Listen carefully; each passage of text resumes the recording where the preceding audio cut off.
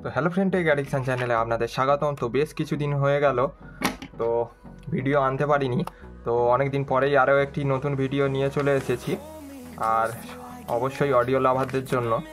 আর এই মডিউলটি বন্ধুরা আমি রিসেন্ট চাঁদনি মার্কেট থেকে নিয়ে এসেছি। আপনারা যদি প্রয়োজন হয় আপনারাও নিয়ে আসতে পারেন। এটি হচ্ছে কি বন্ধুরা 2.1-এর প্রিঅ্যাম্প, আর দেখতে পাচ্ছেন এসএমডি কম্পোনেন্টের উপরে আছে। আর এটি নেওয়ার কারণ একটাই আপনাদেরই জন্য, আর আরেকটি কারণ হচ্ছে কি 2.1-এর কম দামের প্রিঅ্যাম্প মার্কেটে খুব কম পাওয়া যায়। আর যেগুলো কম দামের বলছি 300-400 টাকায়, সেগুলো তো খুবই বাজে কোয়ালিটির। আর যদি একটু ভালো কোয়ালিটির নিতে যাই 2.1 প্রিঅ্যাম্প, তো প্রচুর কস্টলি, 700 থেকে 750 হয়ে থাকে।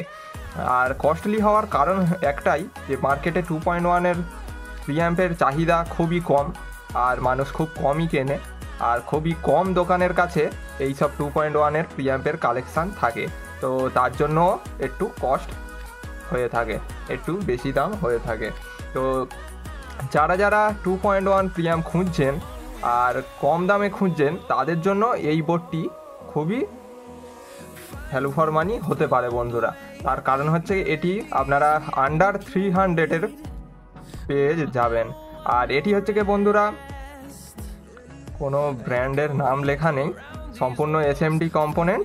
আর এখানে দেখতে পাচ্ছেন কি জানি না, এখানে টিএল সিরিজের আইসি দেওয়া রয়েছে, এটি এবং এটি দুটো আইসি। আর এটি কি আইসি ঠিক জানি না। আর এর স্পেসিফিকেশান আপনাদেরকে বলে দিই বন্ধুরা। এটি বন্ধুরা ভিসিসি গ্রাউন্ড, এখানে ডিসি আপনারা ইনপুট দেবেন। এখানে ডিসি আপনারা ম্যাক্সিমাম 12 থেকে 15 ভোল্ট আপনারা দিতে পারেন। আর এটি একটাই ডিসঅ্যাপয়েন্ট করলো যে এটি ডুয়েল পাওয়ার সাপ্লাইয়ে যদি চলতো এর কোয়ালিটি আরও ভালো হতে পারত। তো আপাতত আমি এটি টেস্ট করিনি, তবে সিঙ্গেল পাওয়ার সাপ্লাইয়ে কেমন পারফরমেন্স দিচ্ছে সেটি দেখার। তো নেক্সট ভিডিওতে এর টেস্ট আমি নিয়ে আসবো। আজকের আপনাদেরকে এর স্পেসিফিকেশান আর কানেকশান আপনাদেরকে তুলে ধরবো। তো সর্বপ্রথম যেটি আপনারা দেখতে পাচ্ছেন, এখানে পাওয়ার সাপ্লাই হয়ে গেল। আর এইখানে দেখতে পাচ্ছেন আউটপুটে দেখতে পাচ্ছেন SW আর জি বলে একটি সেকশান রয়েছে, যেটি সাবউফার আউটপুট। এখানে আপনারা এটা থেকে আউটপুট নিয়ে যে কোনো অ্যাম্প্লিফায়ারে ইনপুট দেবেন, সেখান থেকে লো ফ্রিকোয়েন্সি অর্থাৎ সাবউফার ড্রাইভ করার জন্য ফ্রিকোয়েন্সি সেই অ্যাম্প্লিফায়ার প্রোভাইড করবে। আর এখানে দেখতে পাচ্ছেন লেফট, রাইট আর গ্রাউন্ড, এখানে যে কোনো স্টিরিও অ্যাম্প্লিফায়ারে আপনারা ইনপুট দিতে পারবেন।